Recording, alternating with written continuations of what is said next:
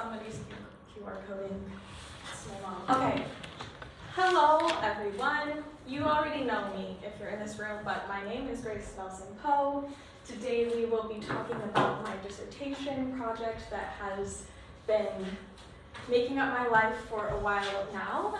The topic of my dissertation is mental health in the collegiate music studio. So this is talking about specifically the one-on-one interactions between a studio professor and students, and also small group interactions. That's kind of what we mean by applied music studio in this case.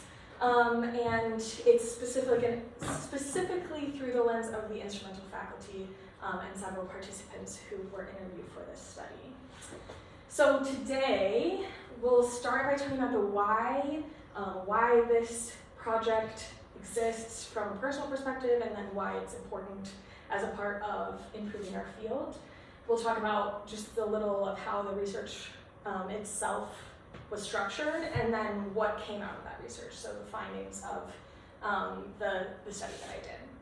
So for the why, the personal reason is that when I was in my undergraduate degree, I felt that I was in overall a really positive environment with a lot of faculty who were really caring and kind and were concerned about the students in a genuine way, but there was still what I perceived to be a really severe crisis going on amongst my peers, with a lot of mental health struggles that some were very obvious, and some were, more like the rumblings, rumors kinds of things. And I did not understand why there wasn't more conversation being had about what I perceived to be a really dire situation. So that's where this all started. I got into my graduate degrees and started researching more about what already exists about collegiate musician mental health. And then eventually we got to where we are today. The reason this research is needed is because we're trying to answer the question, do collegiate music students, is mental health a struggle for them? And what can we potentially do about setting them up for more success when it comes to mental health? So, a few aspects of mental health that we'll talk about.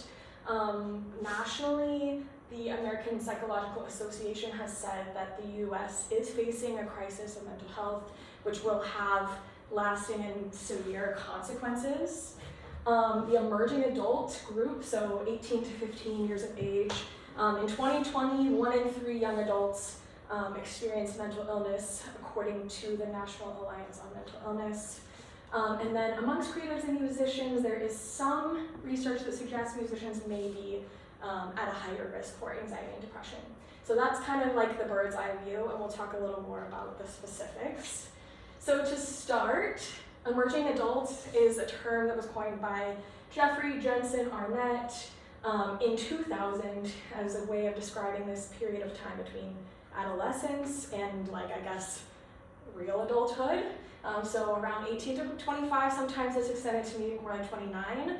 And according to the Oxford Handbook of Emerging Adulthood, in the mental health related chapter, Jennifer L. Tanner, who wrote that chapter, says that emerging adults are at an intersection of heightened risk for mental illness and an unmet need. So they're more likely to be experiencing mental health challenges and less likely to be getting the help that they need for one reason or another. So according to, again, this handbook, which was written in 2005, 44% of emerging adults qualified as having a mental illness. And another study showed that 7 to 12% were considered to be in a severe mental illness. And that was higher than any other age group that they surveyed. That was the SAMHSA survey in 2010. The most common mental health challenge of emerging adulthood is anxiety, followed by substance abuse and mood disorders like mania and depression. And they also found that there's significant impairment in this age group because of the mental illness. So not only are emerging adults more likely to experience mental illness, mental health challenges, they're less likely to get help, and it's more likely to interfere with their life, according to the Oxford Handbook of Emerging Adulthood. Then we kind of talk about musicians and creatives. Probably we all have, this understanding of a cultural perception that creative types are more likely to have mental illnesses. That may or may not be true. There's a lot of mixed information about and data about that. But there is some data that supports the idea that creative people may be at a higher risk for a few different reasons. So historically, we have different examples of composers, pop musicians, jazz musicians, who have struggled with various types of mental illness. Robert Schumann and Tchaikovsky both experienced severe depression, or were believed to experience severe depression, which led to their deaths. And then, of course, substance abuse is another thing that has contributed to untimely deaths for certain musicians as well. At the present time, there is some data that suggests that musicians, specifically professional musicians, are at an increased risk for anxiety and depression. So actually in 2023, a study was done of 254 professional musicians across 13 countries. And of those professional musicians, 54% had abnormal levels of anxiety compared to the general population. 10% were in the severe range.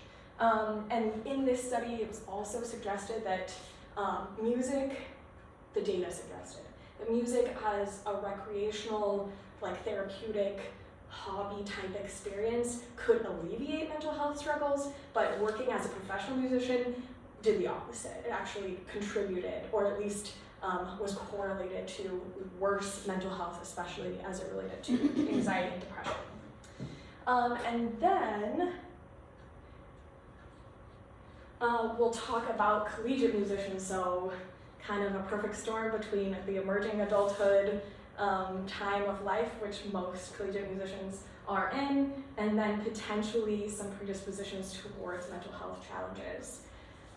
So there was a study in 2004 where they interviewed students coming into universities in different majors, and they found that the incoming music students were predisposed to anxiety and depression as compared to the other students. So they did the hospital anxiety and depression scale, which is like a self-report of your symptoms of anxiety and depression.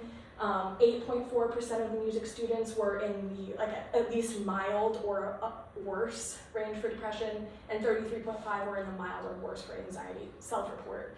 And that was higher than any of the other incoming majors. So this suggests that potentially we may already be slightly predisposed generally, artists, generally musicians may be predisposed to some extent before entering higher education towards anxiety and depression.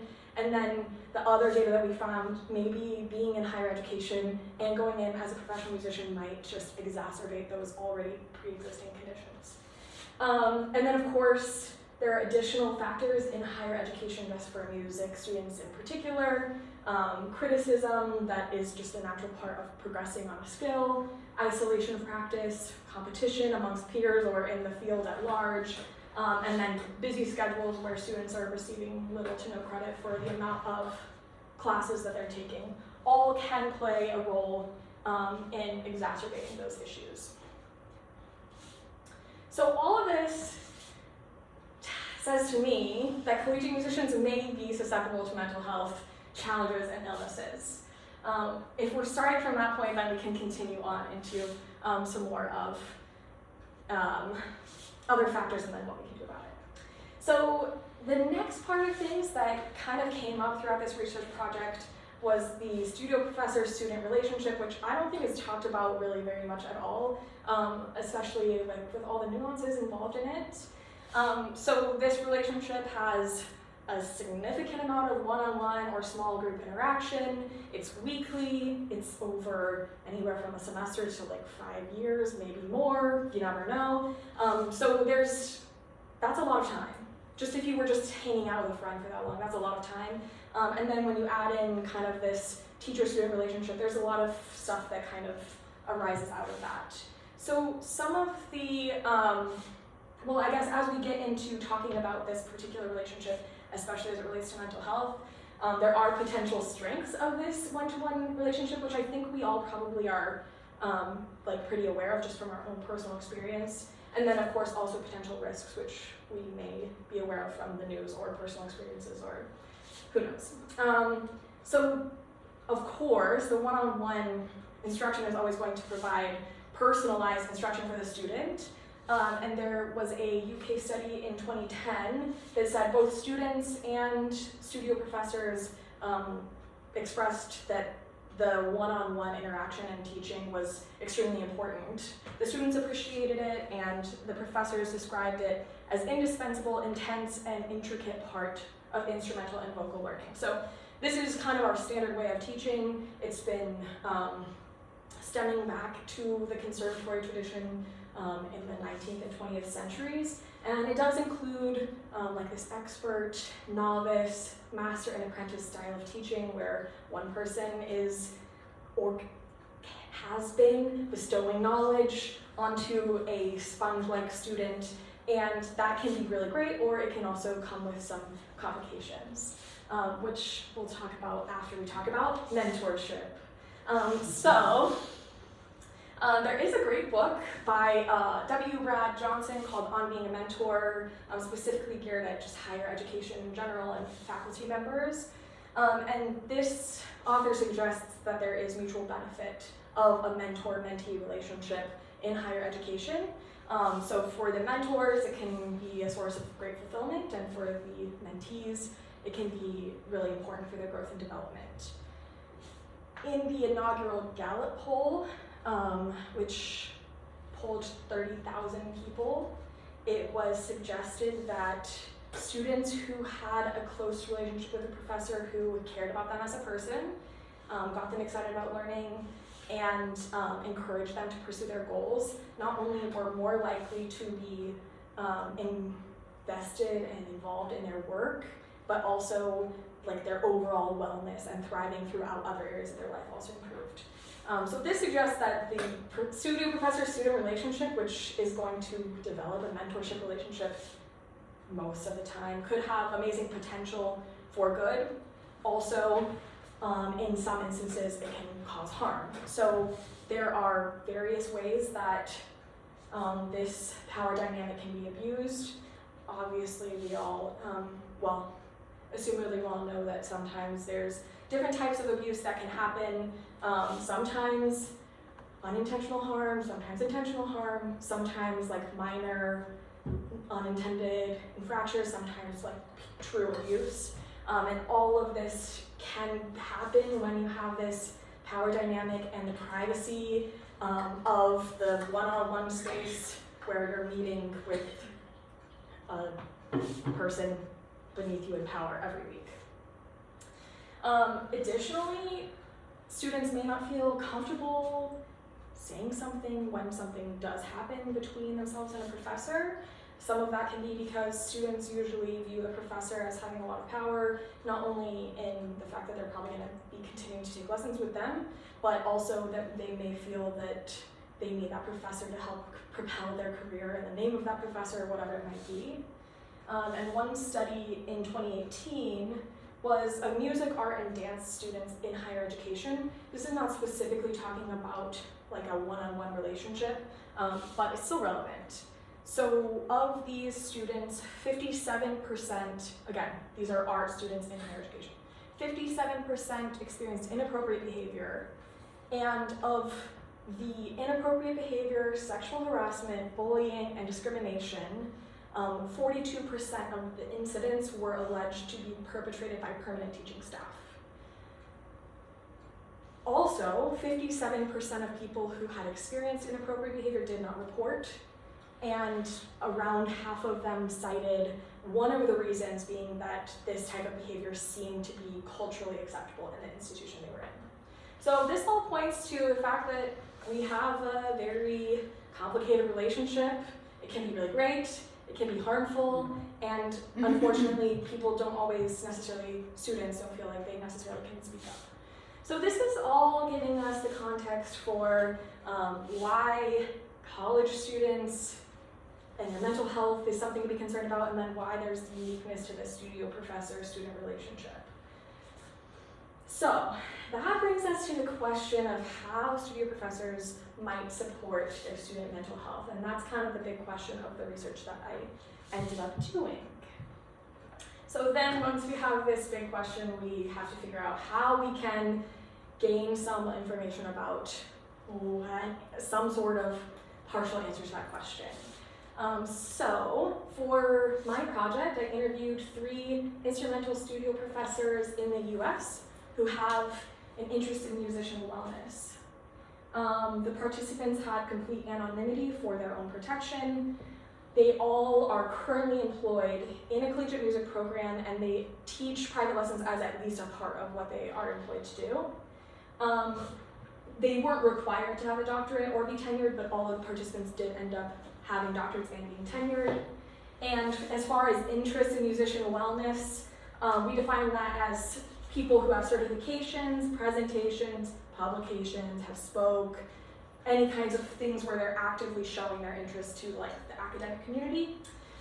Some of the topics that I considered as acceptable for the criteria: mindfulness, somatic-oriented disciplines like Alexander Technique and body mapping, injury prevention and recovery, performance anxiety. Different of these participants had different interests. These were all kind of things I was looking for in who I recruited. None of the participants have any formal mental health specific certifications. None of them have any kind of degree in psychology or therapy, which is definitely typical of studio professors. So the research process went like this. I recruited participants based on if they fit the criteria. I had semi-structured interviews of 1 to 2 hours, so that means I had a list of questions, but I wasn't limited to those. So I did ask every participant every question, but I could go off on whatever kinds of tangents depending on their answers. And that allowed for a little bit more exploration of some of their particular interests. I used a non-verbatim style of transcription, which just eliminates filler words and false starts, so it's more readable, but doesn't take away any of the meaning of what was said. And I used an inductive coding method. So there's 2 types of coding. Coding is where you take a bunch of interview data, and apparently they used to do it on paper, like highlighters and stuff. That would be terrible, but now there's programs for it, and you assign labels to the different things that are said, and you can do a type where you start with a code and you're applying the code to the data, or you can start with the data and make the code up as you go. So I did inductive, which is the second one.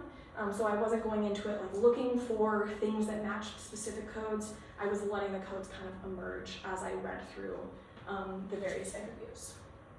And then, of course, I analyzed all of that, came up with my conclusions, wrote a paper, and made this presentation. Okay, so now the good stuff. Well, this is all. It's all good stuff. It's all good stuff, but now the new stuff. Okay, this is never before seen information. So what the study revealed. So these were kind of my 6 curiosities when I was deciding what questions to ask these professors. What the professors' perceptions were about student mental health. Did they perceive it to be getting worse, getting better over the course of their career? Did they perceive it to be an issue at all? Assumedly, if they're concerned about wellness, they might, but we'll see as we get into it. If they had any training, whether required or optional, or that they sought out on their own. How they incorporate mental health topics into one-on-one lessons. So that includes both proactively how they maybe encourage students to take care of their health, and then also kind of reactively if a student's experiencing a challenge, whether they bring it up to them or they're concerned about someone's behavior. All of that sort of stuff where it's one-on-one interactions. And then small group settings. One of the participants had a performer wellness class, and then the other 2 have studio classes, so just different small group settings and how these kind of topics, they may include them or incorporate different strategies for encouraging mental health to be a part of the conversation. And then challenges, so what they perceive as being things that are preventing improvement in this area, or preventing outcomes that they would like to see, and then boundaries, so how they determine what they can say, what they can't say, what they should engage with students with, what they shouldn't, what do they do when something is outside of their professional expertise. Because when you're meeting with someone one-on-one in this power dynamic, lots of things are going to come up over the course of an hour every week for 5 years. And as we know, this isn't necessarily part of the DNA degree. Alrighty, so first curiosity, perceptions. All of the participants generally agreed that mental health is getting worse. They described things, either used the word burnout or other things that were resembling burnout. So students seeming depleted, students seeming like they were just kind of faking it, going through the motions.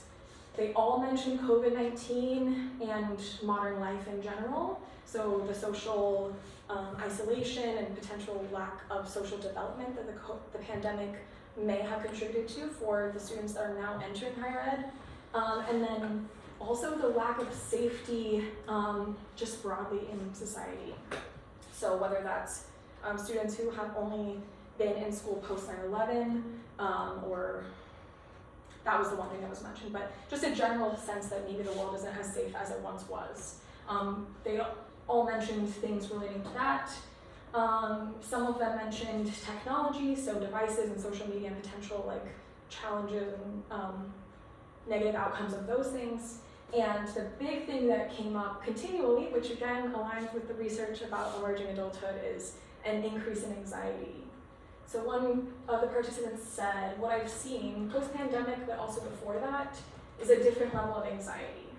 Like anxiety at the level that makes people unable to function. And that wasn't the only comment that was made along those lines by that participant and other participants, that it seems like anxiety is becoming continually worse and it's becoming a lot more inhibitive to their students in their experience. So then we get to our second topic, which is training.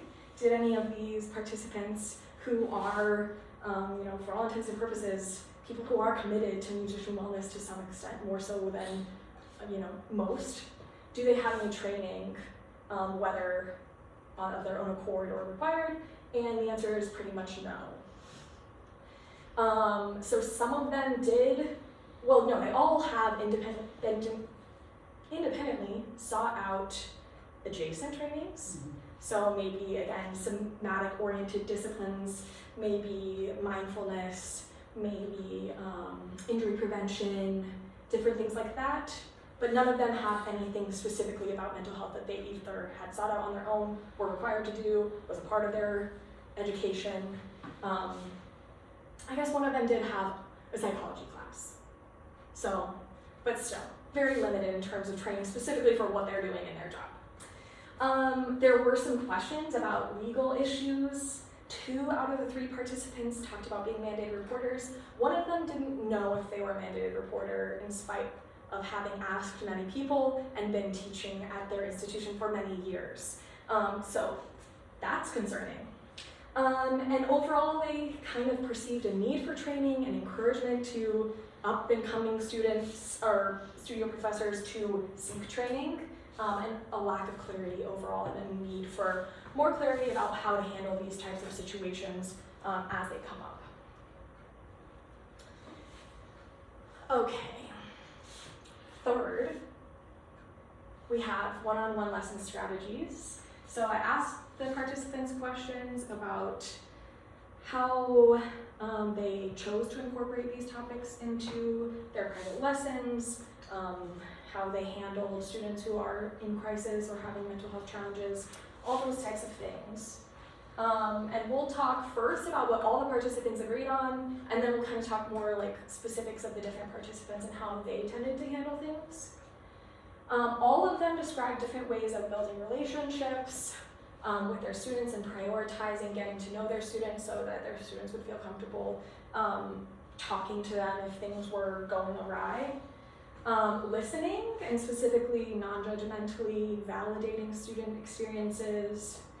Normalizing mental health challenges, whether by sharing their own experience or creating, again, group opportunities to talk about challenges, and then connecting them to resources. Every single participant said that there have been instances where they have physically walked a student to the counseling center on their campus. So they all talked about different ways that they utilize the resources that are available in their specific institution and community. So now I'll talk to each of the participants because they all had some, nice things to say. So participant A talked about building relationships from the very beginning, and they said, we have to set that up from the very beginning. So when we first start our lessons with students, leaving time for them just talking about their lives and letting them know that we're listening, which is helpful for us, knowing that if you listen to them on the small things, you're going to listen to them on the big things as well. They also described incorporating wellness both actively and in conversations early and often. They use breathing as a beginning of every lesson, so there is an ability to always come back to that, incorporate these topics into conversation so that when someone is in crisis, it's not the first time that they are hearing their professor say it's important to take care of yourself. And then in the instance that someone is behaving out of the ordinary, this professor said that there is a responsibility almost to say something because you are seeing them more than any other mentor in their life. Participant B described mental health as being almost primary and often a barrier to learning or a barrier to them doing their job as an instrumental instructor. And sometimes even went so far as to require students to seek mental health evaluation and or therapy in order to attend lessons. They said in this topic, when asked how much they are open to talking about mental health with students, probably to my own detriment more so than I need to be, because I'm acutely aware of it. I orient from, if we don't get this solved, I can't do my job in terms of teaching you your instrument, because this hurdle is a barrier to learning your instrument. They describe viewing themselves as a mental health educator, not a mental health therapist. They describe sharing their own experiences and knowledge. They make a priority of educating about holistic health in various settings, both one-on-one and in small groups. Topics such as boundaries, identity, scheduling, and other things that come up with students. And they did talk about a priority on students feeling safe and validated in their experiences within the lesson setting. It said that trust, without the trust, doesn't matter how good the teacher is at their instrument, or teaching their instrument, they need to have that sense of trust with this professor. And then we have participant C, who also described what they called like a whole self approach, saying, I try to support a culture that allows people to bring their whole selves into their work. The expectations of politeness and professionalism often seem to dictate that people don't do that. In discussing mental health challenges with students, they describe listening, validating their feelings and their experiences as being somewhat normal or at least not abnormal, and avoiding the pivot to solutions. They described flexing to student needs and interests, whether that is someone who's coming in and having a particularly hard time, asking if they want to adjust how they work for that day, or trying to gear the learning towards whatever that particular student is interested in as much as they're able to. They talked about music, classical music culture, higher education culture, and how sometimes students feel like they're trying not to get trampled by the different people around them, especially professors, and they described trying to soften that culture, partially by making this known and also by nurturing their own, or cultivating themselves so that they're open to criticism without the students feeling that they won't be receptive to criticism if it's something that will help provide better for the students' needs. They also said this really lovely quote, the goal of the lesson is that the student feels like it's me and my professor working together toward my performance goal. So this idea that it's not an adversarial relationship between student and professor, but it's more of a teamwork. Okay, small group strategies. Again, some of them have different small group settings than others. 2 of them mentioned including this type of stuff in the syllabi, so including that wellness and health are a part of what they're doing in the curriculum, or making it known that that's going to be something, because sometimes one of the participants had issues with parental resistance, and that gets into a whole other thing. They all described, whether in their studio classes or in a performer wellness class, including different presentations. Some of the topics they mentioned were addiction recovery, somatic-oriented disciplines, performance psychology, inequities in classical music, just different things depending on the experts available to them, and I suppose the culture of their specific small group at that time. And then 2 of them also talked about the benefits of camaraderie and group processing for students. So the one participant who teaches a musician wellness class talked about using what's called group processing, which is like a peer support group, kind of a vibe where you're talking to each other about what's going on. And they said, oh no. There was more to this quote, but I don't have it. They were talking about being in a group and talking about anxiety and depression, and how having students interacting with each other and talking about these shared experiences sometimes has like a light bulb that I'm not the only one going through this. So they described that sometimes that peer-to-peer interaction can be more beneficial because there's that feeling of we're going through the same thing. Okay, we're getting there. So challenges, this is just what kinds of things prevent students from getting help that they may need, or prevent improvement overall. There were different opinions about students' skills in terms of talking about mental health. One participant said they think students, or this newer generation, has more ability to talk about mental health. Another participant said they have less ability to talk about it, so there's some mixed opinions there. But generally, I think that there was more agreement on the fact that students may not have the tools. They may or may not have the language, but they likely don't have the tools of knowing how to help themselves in these situations.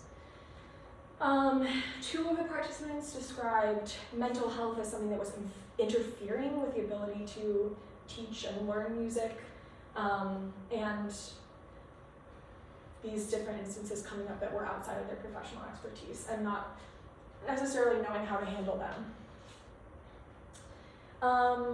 There was talk about balancing, so balancing an awareness of mental health with also a desire for integrity, whether that's in grading or integrity artistically.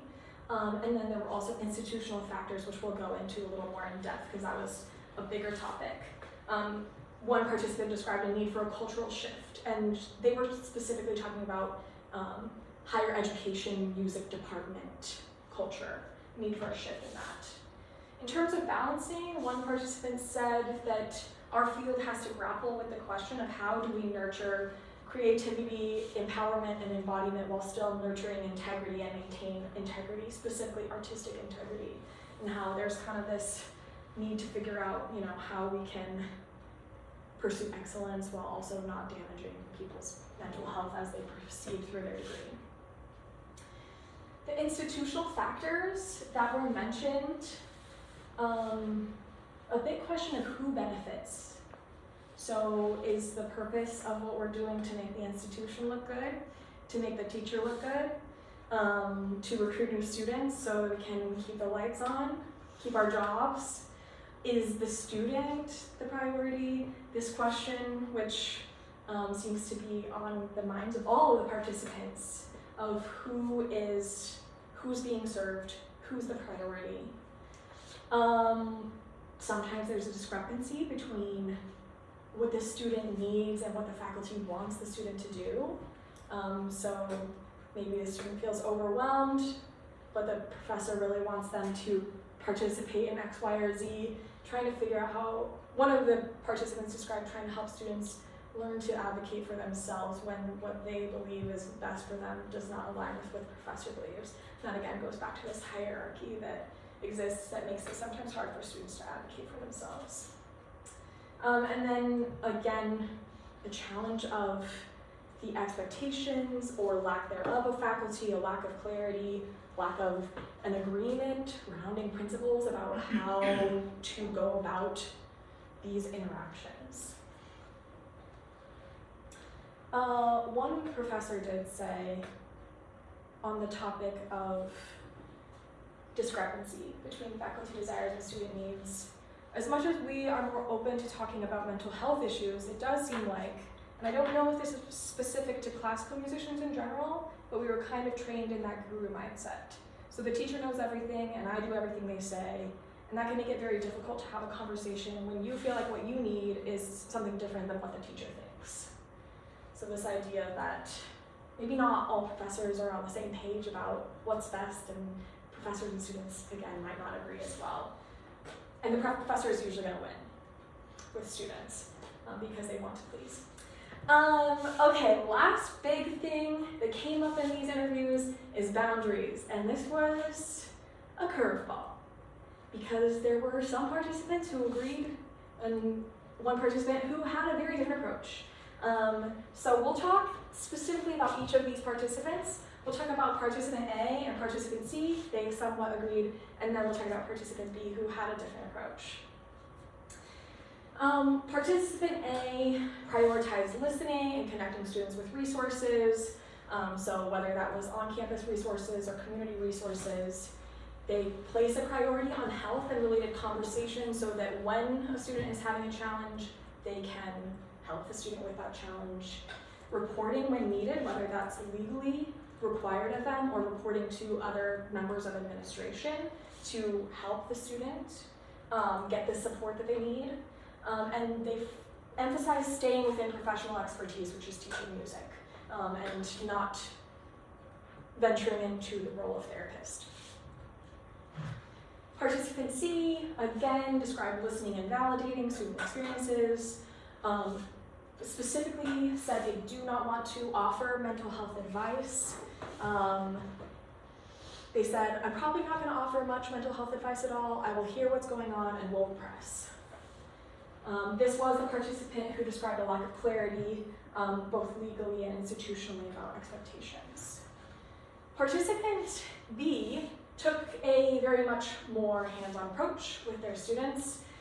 They did talk about confidentiality and legality, so reporting to authorities when necessary, maintaining confidentiality, especially if parents are trying to, I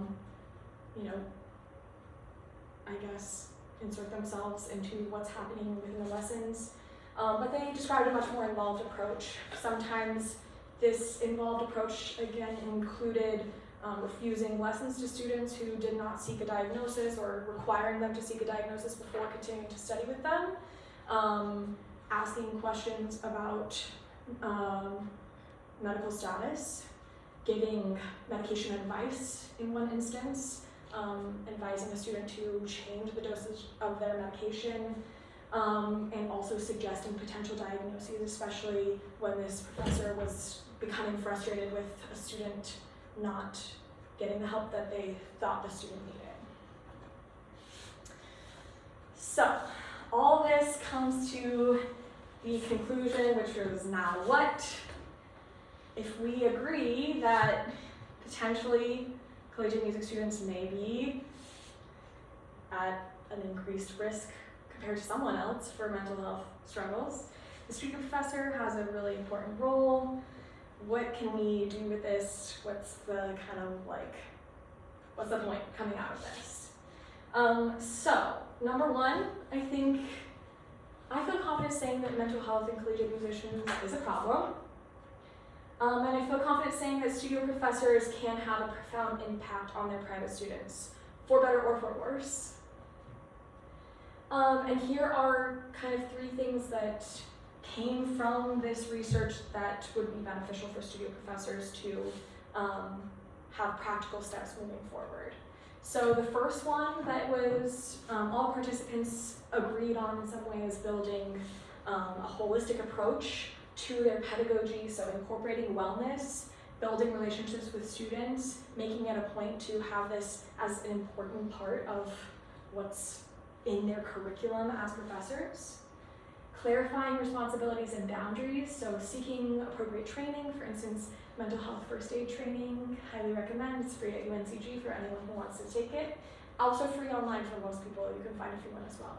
I think that's a good place to start with knowing how to handle these conversations in an appropriate way. And then potentially it would be helpful for us as music educators in this one-on-one setting to develop some kind of agreement, some kind of code of ethics, which exists in many other fields, in some music-related field or organizations, but there's nothing really that I was able to find that was really like, you know, acknowledging the specifics of this relationship and like kind of just agreeing, like, how should we deal with these sensitive issues when we are in this position of like great privilege and authority with students, especially who are potentially at risk for mental health challenges. So that's kind of both personal responsibility and maybe a you know, field-wide responsibility to improve in that way. And then in the instance of students who are experiencing challenges, there's kind of 3 tiers that sort of came out. Reporting, referring, and supporting. So reporting to appropriate authorities if someone is in danger. Referring students to resources when something is outside of professional expertise, having an understanding of what resources are available and having a willingness to send them to someone qualified for those issues, and then supporting through listening, validating, and creating that space where students can share. I think the sticky part is where we kind of get ourselves into more of the treatment side of things, which we are not qualified for. Does someone see a laser, anyone? Okay. So the final thing is that I do believe we studio professors need education, clarity, and accountability. And that can be sought out individually. The education, clarity, I think is a group effort, and accountability just across the board. Because again, we're in this one-on-one situation with maybe soundproof doors, maybe no windows. And we all know that that can be pose some risks. So that's the presentation. Here is another QR code. This is just for the sources, but it also has a link to the slides. I don't know, you can look at them if you want to. I bolded the ones that I referenced, so if you feel inclined to go look at those, but there's way more than the ones I just referenced. And now, if anyone has questions, you can ask them. Audience members, you're allowed to ask too. Yes, the peanut gallery will be allowed to ask questions. So Grace, I'll start. Okay. So you're a private studio teacher now, teaching college. How do you handle a student who's coming in who's having a bad day? How much of the lesson time are you going to spend on that? Yeah. And they have a jury in a week. Okay. I think that, there's so many factors. I think the first step is always going to be to check in, ask, is everything going okay? It seems like you might be having a rough day. Is this just like not your day, or is there something more going on? It's at that point, I think, up to the student how much they feel like they would like to talk about the situation. If a student were to be having a significant issue that they disclosed, that to me is much more important than the jury, at least in some instances. So I think it depends on the student's response to asking questions, and then whatever the situation is that's going on. Because sometimes, if it is just a bad day, we all have bad days. Sometimes we just have to, press forward, especially if we have a jury in a week. But if it's a more significant issue, then that's when maybe helping them get to resources, maybe talking about, I guess in certain instances, if the jury is going to be achievable or if some adjustments need to be made. Yeah. Does that answer the question somewhat? There is no right answer. Okay. Can you back it up on the slide? Yes. Can I ask the next question? Yes. The last word. How might you suggest that we create more accountability in the one-on-one dynamic that happens in the studio? And have you thought about ways of approaching that? Yeah, it's a tricky one because, again, I think that it's really hard for students to feel, I think that the most important aspect of that is for students to be able to express when something inappropriate has happened. That's like the most important. Of course, there's other levels below that, but the biggest problem in my mind is that there's, like, because this is your professor for however many years, like, it's, unless the professor is really self-cultivated, as one of the professors or participants said, it's going to be very hard to bring up those issues to the professor directly. Students may also question the true anonymity of course evaluations. I know that that's a thing, especially, I mean, if you do only have a small number of students, like, students feel like it's not that hard for the professor to guess that it was them. So I think that on an administrative level, having some way that students can confidentially speak to someone about something if it goes wrong, and have their privacy protected. Obviously there's Title IX, and potentially some other ways within like music schools specifically. Windows on the doors would be good. I also think that there's a benefit to recording lessons for this purpose, which, I mean, there's some complications there, obviously consent and things like that, but to me that seems like a way of creating more transparency, because if you're being recorded, you're being recorded, you know? So I don't know, it's tough because there is a lot of desire for privacy because it is a very personal experience, but I mean, anyone who's like gone up the ranks in like a music ed degree, it's like never be one-on-one with a student. But then that's like the whole thing we do, so it's very tricky, yeah. Yeah, I sort of wanted to follow up on that as well, in that, I forget how many slides ago, you had something about institutional element. But when you were talking, I felt that you were still talking about the one-on-one, the faculty member and what they would expect and what the student.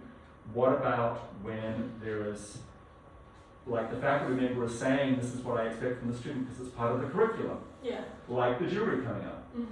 And then there can be conflict in that sort of way. And you mentioned here in this one that the clarity is maybe going to be more institutional. And perhaps the accountability is going to have some element of being more institutional and just deciding what things are broader in a school of music, in a university, in all of the schools of music, and what things are very, tailored to in that specific room with those two individuals. Yeah. And it just seems that the lack of training, for example, that could be something that at an institution becomes mandated. Yeah. They could say every faculty member has to take the mental health, certification and things. And there are other things like that. Each of these participants seem to be saying we wish that we had training, more or less. Yeah. And I think that some, it may be beyond the scope of what you're doing in this, but in terms of future research, that would be something where could there be suggestions made? Could there be ways of having people think of policy? Yeah. Yeah, I mean, whenever I was first writing my conclusion to the document, I was more kind of saying, we need to have more of a requirement for this type of training.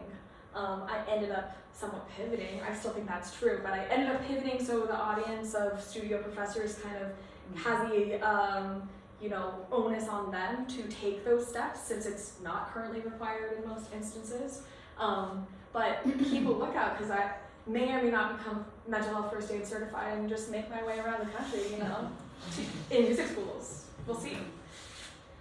So, another point for further research, and maybe if you were doing this in a CMS panel of all faculty members, I would want to ask the panel, like, how many of you resent being the private studio teacher who gets dumped on and held responsible for the mental health of those students? Yeah, which is a whole other thing that, like, that's a whole other aspect of it where that's not what you signed up for, you know? It's not what we're trained for. It's not what you're trained for, and potentially if we're trained and we have an agreement of this is what we ought to do if someone's in a crisis, or if someone is clearly having an issue and you know, we have this relationship with them, this is what we ought to do to help them. And then the plan, the agreement, the expectation that everyone's aware of, faculty and students, is that I'm now going to refer you to someone else because this isn't my training. I think if we have more widespread training, more widespread like understanding about what we're doing, then it would potentially alleviate the burden that's placed on studio professors who are encountering these things that they're not trained for, maybe don't want to be talking about to begin with. Everyone has their own like level of desire for that kind of support, you know, to give that kind of support. Well, and their own ideas of what the boundaries are. That, yeah. That's where we get the clarity. I didn't use it at all. Now I use it. Yeah, that's the thing. And that was the big takeaway in a lot of ways, was all three of these participants, specifically one of them, had a very, very different understanding of boundaries and personal approach to boundaries. And if these are three people who are, you know, somewhat experts in this intersection of music teaching and wellness, and they are so far apart from each other, then I mean, of all the hundreds of studio professors, everyone's just doing their own thing, and it can be dangerous because things that are said to students from an authority figure can be very influential in different ways. So there are clearly some bad actors out there who take advantage of the power differential, so on and so forth, and that works both ways. Yeah, true.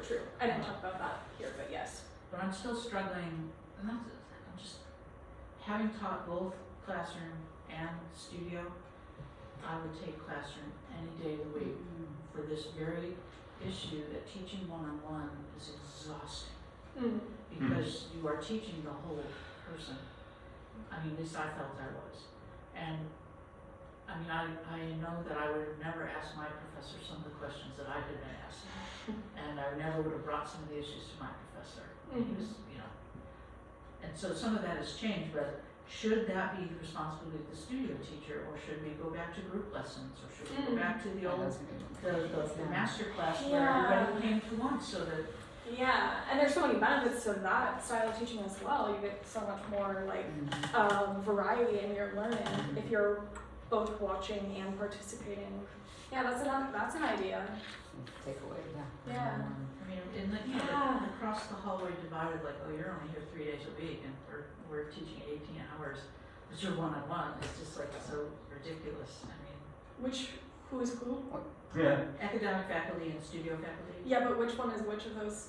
Who's teaching 3 days? Who's teaching 18 hours? So Classroom faculty will come in 2 or 3 days a week. Okay. They've got a ton of papers to grade and all that stuff, but they're not students intensely in that office all day long. Yeah, very different workload. So I think for studio faculty, the one-on-one breeds the ability for the students to latch on in ways that they expect more out of their studio faculty member than they probably should. Yeah. And those of us that are nice tend to get it even more. Yeah, and that was another thing that was mentioned by a couple people, which I didn't mention here today, but is in the document, is this modeling of boundaries as well. Specifically, it was mentioned in terms of like being accessible by phone or like time access, and being really clear of like, I'm not gonna be reachable at certain times, because that was something that 2 people talked about, was like, you know, students having their phone number and maybe misusing that access. So that's another thing that was talked about throughout, is just modeling these different things, modeling boundaries, modeling like healthy behaviors and things like that. Sam? Oh yeah, I have a question. So like one of the things you talked about was like institutional, like how do institutions support these efforts and what is the benefit of that? And I'm just kind of wondering like what your thoughts were, because clearly from your research, there's a crisis for particularly music students. And like the question is like, that becomes a crisis for like faculty in mental health, because we're the ones taking the brunt of this. So I was wondering what your thoughts are on action plans that music departments can take to alleviate some of us getting the brunt of it in private lessons. Yeah, well, first of all, for anyone who's like interested in this in more depth, CU Boulder has a musician wellness program, which kind of is like the prototype for more, or I guess maybe it's performance wellness. I can't remember, but either way, it's like in-house within the School of Music. They have a therapist that's specifically for music students. They have different like groups and things. Obviously Alexander technique. So I mean that's like the gold standard in my opinion. Is like if we had a therapist in the building that was just for music students, like And also so that therapist amazing. has a background in music, Yeah, right? yeah. Because I know for me, especially when I was an undergrad, I don't necessarily think you outgrow this idea, but it was like a therapist could never get it. They could never get what it is to be a music student, which maybe, who knows. But that's how I felt. And I was like, I don't think that just the general therapist at the counseling center is gonna really be able to understand like this thing that I'm doing. But yeah, I think having someone who is like in the sauce or has been in the sauce might give students the encouragement and also the access, because it can be difficult to get into counseling centers. So that would be something. Again, I think the first step, if we could all just, every studio faculty member get mental health first aid, like that would be so good, because it gives you the it's like we're all probably have taken first aid at some point, CPR at some point. Have you ever had to use it? No. Would you use mental health first aid? Yes. And it gives the average Joe an idea of how you can be helpful, not harmful, and how you can help someone get the help that they need that's professional. So I think if everyone had that, that would be like a huge benefit, because then we just have, again, an understanding of where those boundaries are just as a starting place. And then also just having more of these conversations where not only amongst faculty, but obviously with students, and like, you might have a hard time with your mental health as a student or in your life, and that's something to acknowledge, and you know, you can receive help, and this is something that many of us have experienced. I think just having more open conversations about it is also, I mean, it's kind of nebulous, you know, in terms of a larger scale plan, but I think that makes a big difference.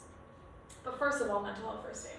So I just want to poke at you again. Yes. I recommend that all faculty get mental health first aid, not just studio faculty, because you're putting the burden back on the studio faculty to attend to mental health. Oh yeah, sure. I think that, like you said, studio faculty are likely to be the ones who are receiving the burden the most, more so than classroom faculty because of that one-on-one interaction. So to me, it seems like for their benefit more so than anything to be able to navigate. But yes, I agree. I think we all should be certified in mental health first aid because it's so helpful, but especially all faculty members ever. Well, and I think too that if we were to think about here in the UNCG School of Music, some of the most high stress moments are things like ensemble week and when the midterm and final exams are happening for all of the academic classes. And I can tell you that in terms of stress level of my students that I see, a lot of it is like, oh, I'm failing ear training or theory or musical one-day classes. Yeah. And that, again, we might be sort of the first line of defense. We actually also often end up acting as their advocate. Yeah. But that you mentioned, you know, the scheduling and the issues that surround things like 0 credit hours, and believe me, the faculty have been wrestling with that and trying to address that as much as possible. And again, that's institutional. We've been, when I first arrived here, and Dr. Burke will remember this, that like the music education degree was 130 something credits, and they said it had to become 120 with no change of any of the requirements. So they took a 3 credit class and made it a 1 credit class, and they took a 1 credit class and made it a 0 credit class. I mean, it's cheaper. And Still, they can only get down to 120. yeah. Oh, yeah. And you know, so there are these layers of institutional element, but I think that I don't know off the top of my head a way that ensemble week can be made less stressful. Well, maybe don't have ensemble week. Maybe have I've been, both other places I've been for here, the concerts were scattered. Yeah. So there was never a time that there were even, that I can remember, or very rarely were there even 2 concerts on the same week. Right. And first of all, that gives students a new experience of having to prepare things on a different timeline, potentially if it's an early concert, which is important. But also, then if it's just like, yeah, you can expect that every month you're gonna have a performance that you play in if you're in, you know, 2 ensembles, and every week or 2 you're going to maybe want to go see a friend's concert because there's a different learner ensemble. I think that's, at least for me, I never had an issue with ensemble concerts as a stressor when they weren't all packed into 1 week. Because then it's too much even just to attend them. It's so overwhelming, so that's my thought. So as you start your flute studio, Collegiate, what role is mental health training or awareness going to play in your studio? Yeah, I think first of all, including it into conversations the whole time, just wellness in general. Like one of the participants said, talking about this is what it means to have a healthy life. And if we're using our bodies not unlike an athlete, it's completely appropriate and important that we talk about these different aspects of being healthy. So I think a lot of it is being clear that that is a priority to me as a teacher, and believing that the students will pick up on that and also prioritize that if they're encouraged to, including these types of presentations or topic discussions in studio or rep class or whatever, if that's available. Having information about it again in the syllabus. In what way? Good question. In what way? I think having a section. I'll think about that. I don't know off the top of my head what exactly Resources I would. that are on campus? Yeah, or- resources on campus, like some kind of statement that's saying this is something that's a part of what we do. Here are the things that are beneficial. I don't know. But yes, resources for If you sure. anticipate learning outcomes, Yeah. Was that a question or a statement? health.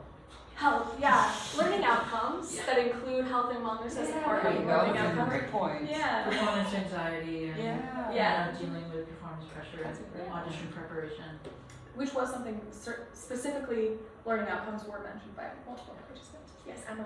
I was gonna say, I think it's also a great way to incorporate this idea of boundaries that we were all questioning, where if you put in the syllabus exactly what, as a professor, your boundaries are with, I'm only available at this point in time here.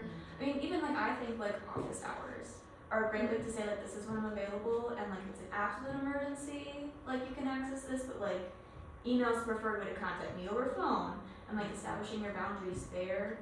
So that way, like, the student can constantly go back and see exactly what the expectations of the boundaries are within a syllabus. Yeah, because as students, we all, we're so dedicated to checking the syllabus before we ask a question. But you're right. There's a You're syllabus right. class at the beginning of the semester Yeah, that I'm thinking yeah, of. You go through it. You're right. They might not check it after that, but But it's you can learn there.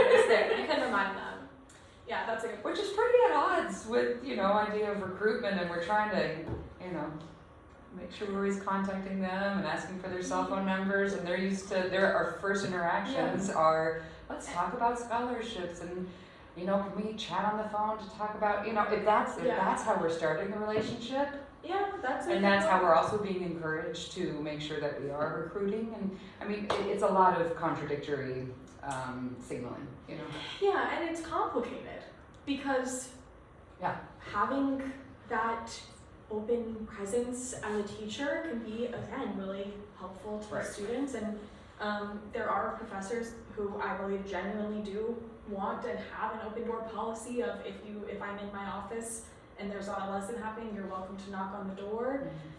So that's an area where, again, there's a lot of personal preference to it, but yeah, it's really tricky because it all comes to this big nebulous existence of higher education and classical music and all the unspoken rules and expectations and stuff that we all are we know them, we live by them. It's so complicated. Yeah, and even trying to make one step in the right direction.